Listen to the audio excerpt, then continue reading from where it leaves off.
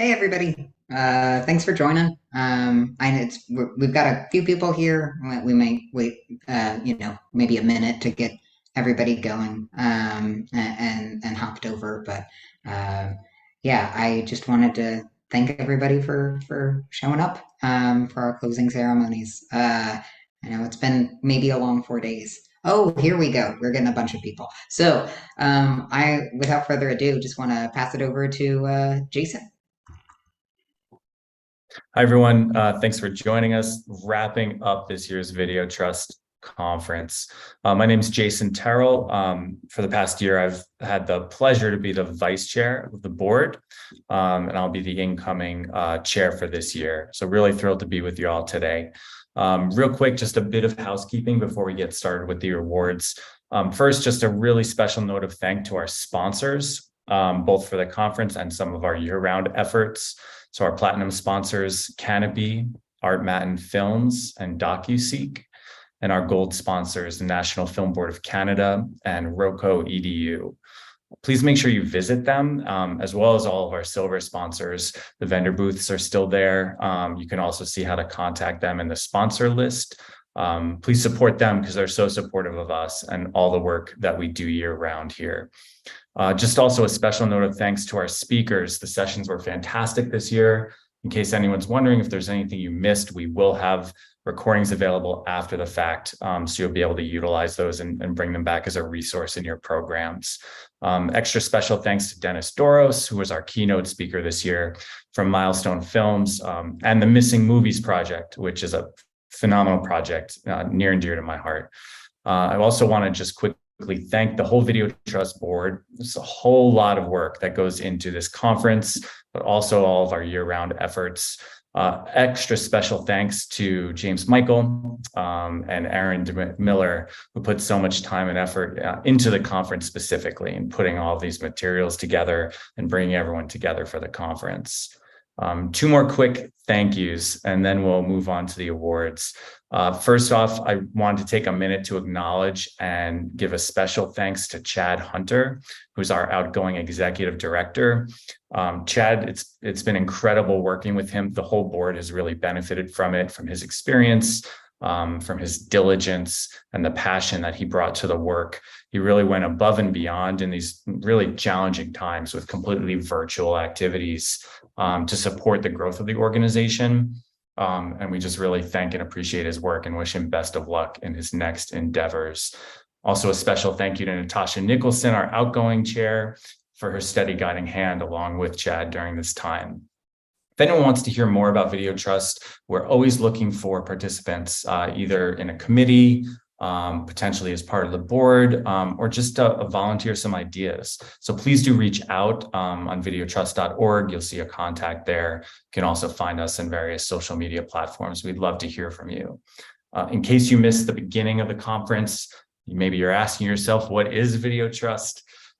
So we are a membership organization, and our goal is to educate library professionals on best practices for visual media acquisition, usage, preservation, and access. But we're also advocates on the behalf of library professionals with producers, distributors, other content suppliers.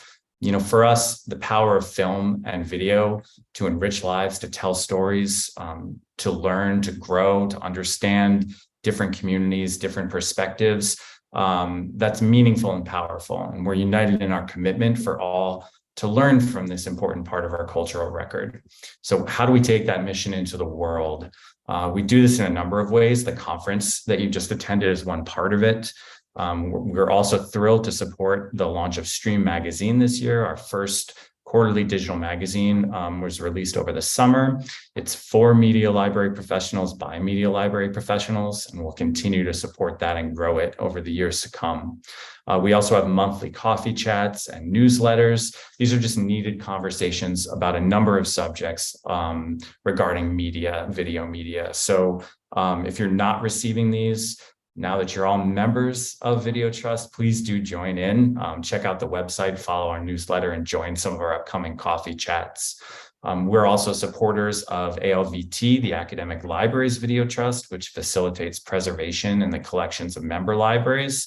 And we're expecting to roll out a number of new initiatives this year as well and into next year.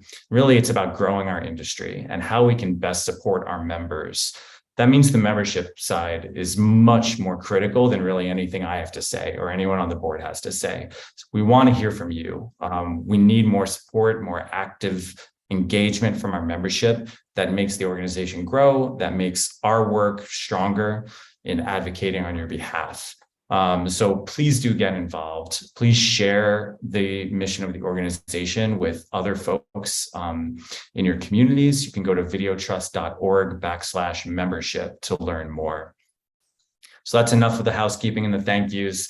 Let's get to the awards. I'm really thrilled to be able to not present them because we're virtual, but at least thank and congratulate the folks who have won this year.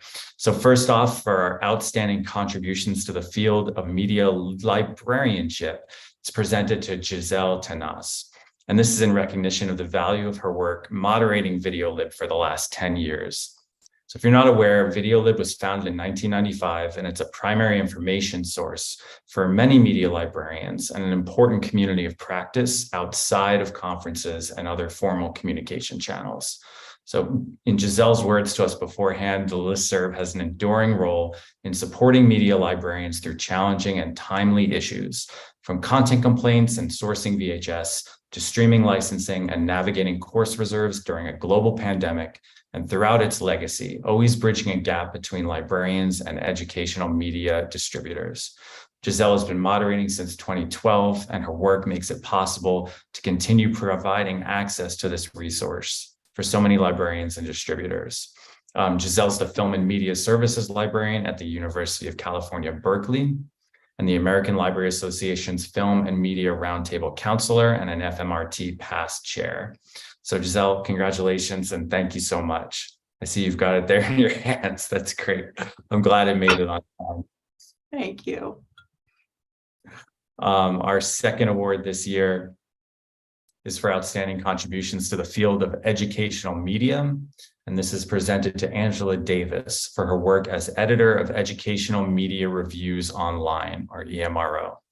Founded in 1997, EMRO is an open access publication of reviews written by librarians and teaching faculty that focus on educational media. EMRO is an important source of unbiased reviews of relevant films that is relied on by many librarians for collection development and programming related decisions. Angela has been working to support EMRO since 2011 and serving as editor since 2019. Angela is the reference and instruction librarian at the John M. Lilly Library at Penn State Behrend, and her research focuses on how students use library collections, education of future librarians, and library instructional activity. So thank you so much, Angela, and congratulations to you as well. Thank you. So if anyone has questions, please do jump in on the chat. Happy to sort of moderate a conversation here for a few minutes. But maybe we could just start, Giselle, if you want to give us maybe a little bit of background into VideoLib, sort of how it came to be or what the origination was behind it. Sure thing. So I think that with a lot of things, video librarianship, VideoLib was, and Gary always called it VideoLib, but I always called it VideoLib. And I think it's fine. You can pronounce it both ways. I always thought of it, I don't know. Yeah, so Gary and Carlton and that initial video roundtable crew just saw this unmet need to really connect people in between the conferences. And I think that that is like an enduring strength of VideoLib, really. Video Trust in national media market before. It's so exciting to come together for these sessions and presentations where we're digging in deep, celebrating people's research and media services generally. But I think VideoLib, it gets us through the day-to-day, right? It's our community of practice where we can connect nationally, easily with little questions and to think through some of those big questions. I'm curious how, if at all, you've seen the conversations there evolve over the years. I mean, sort of the market of film and video. 2012 feels like a century ago. As far as, I mean, in 2012, we weren't complaining about Netflix or challenges around, no DVD availability for new titles. So I'm curious what you've seen change and grow in the conversation and the utility on there. Sure thing. Well, with the award, it really got me thinking of how I got my start and my introduction to media librarianship. So my first national media market was, I think, in 2009. It was in Kentucky, and we were talking about a streaming white paper that Gary had authored with Larry DeRessa at California Newsreel. So my introduction to the world of Video Live very much started with these initial wonderings and curiosities around streaming. Like, how do we ensure a healthy marketplace for educational media content providers and allow for libraries to, at that point, we still really needed DVDs and kind of that initial streaming thing. So those questions of finances, I think a lot of them are still the same. What's different is this the big Netflix and Amazon questions and the over the top streaming things. That's the shift I've seen. And also for myself, recently, I've started to see Video Live as really sort of a research source. So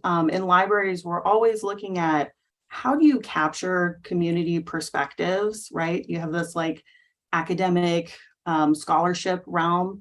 And in the ACRL implementing streaming media services report I did, that was the first time I was using Video Live as citing people's emails to Video Live to document some of what the profession was dealing with through the pandemic. So it's just what sticks out to me. Well, that's really interesting. I think there's probably a utility there for the content supplier side of our community as well. I know for myself, coming from sort of the general market, video distribution side of the business and the video, I guess I'll say Video Live now because I feel bad saying it differently than you do. And now coming in, I actually found it to be a great resource for learning more about the challenges that librarians and institutions are up against when it comes to acquiring video content. It's almost like an educational resource for the exhibitors, for the other side of our business. That's great. Thanks, Giselle.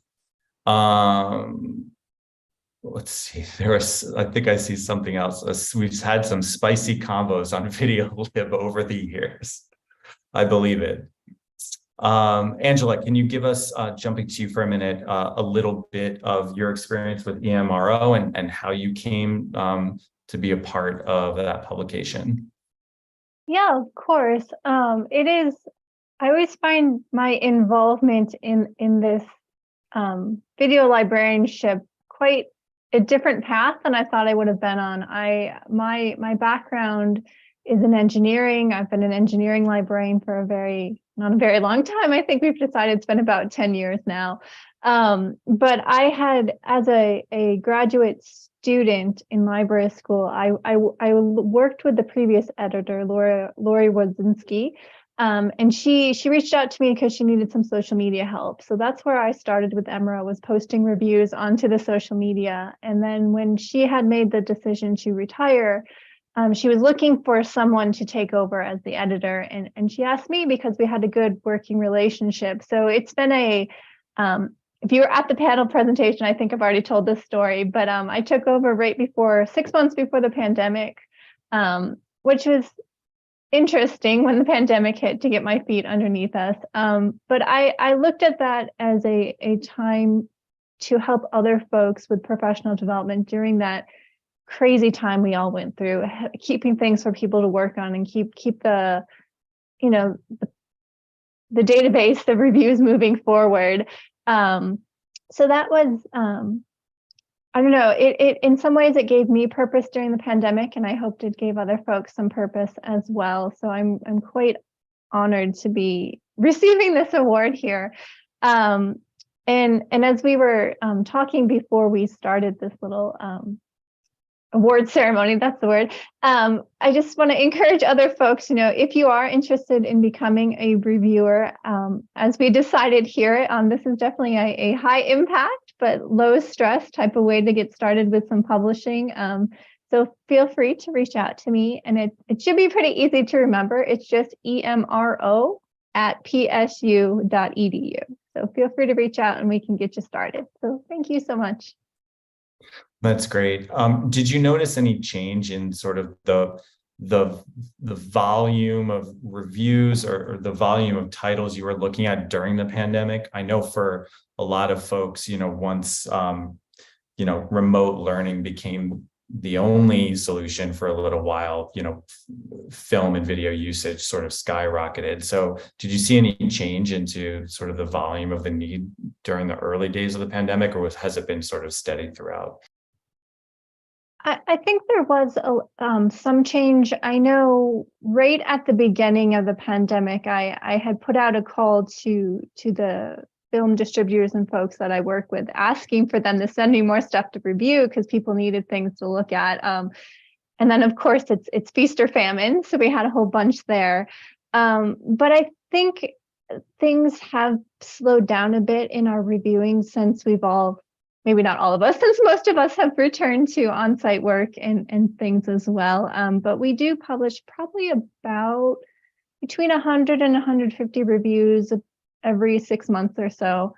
I don't know why I didn't say 300 in a year, because I can do that math in my head. But we do quite a few reviews. Yeah. Any one film in particular from all that reviewing stand out to you from this year? Ooh. I can't pick out one in particular, but I do know there the big themes that have stick out. There's been a bunch of reviews on things about, of course, the hot topics in society. Abortion are the big ones. The war in Ukraine, folks are very interested in seeing things like that. So that type of stuff has stood out. So. Got it. Thanks. Anything else you want to tell folks about? Any work you have upcoming? Or if they're not, if they don't yet have access to EMRO, where they should go? So that's so EMRO, as I think you mentioned here, is open access. So again, we're pretty easy to remember them. We're just emro.libraries.psu.edu. You can find the database there. With all of the pandemic stuff and things, EMRO is still on the list for the IT folks to upgrade and make some new improvements. So my fingers crossed that's going to happen very soon, and we can look at a fresh new site and interface and stuff. But we'll see what happens. Well, that's great. Giselle, how about you? What are you working on that you're excited about coming up? Oh, well, Video Live kind of keeps itself going. We had some big tech upgrades a few years ago that were bumpy. In terms of what I'm working on, I'm waiting to get my new list of EMRO films from Angela. And I did want to share, thinking about EMRO, I reviewed Belly of the Beast last year, a Women Make Movies film. And in writing the review, I felt so special to get to review that film. And that was the first time that had happened to me. That was like, wow, I get to review this film. And Angela's so great at matching the right films with the right reviewers. So I'm looking forward to writing my next EMRO review personally. Amazing. Thank you so much. Thanks, Giselle. Thanks, Angela. Congratulations. Appreciate you being with us today. And thanks everyone for joining us in this session and being part of the conference this year. I'm going to pass it back to James Michael. Hey, everybody. This is the sort of official end of the conference, though, like Jason said earlier, the vendor booths are still open. What I would like to do is just, for those who are willing to give, completely optional feedback about the conference, we'd love to have sponsors who want to give feedback to go into the happy hour room 1, and for librarians or attendees that are non-sponsors to go into the happy hour room 2. And I'll ask my rest of my board members here to just go ahead and maybe try and evenly disperse. That way we can take as many notes as possible. This is something that we're always trying to improve, and this is only our 2nd year doing this virtually with this platform. And last year's feedback was really, really helpful. We changed how we did vendor boothing. We changed a lot of the programs and our discussions about how to program the professional development sessions. So we try to be as good as we can, but we can always be better when we get feedback. So that would be my only request, is if you guys, and again, that is sponsors in happy hour room 1 and librarians and attendees in happy hour room 2. That would be awesome. Yeah, I don't have anything else to say other than thank you so much for coming. See ya.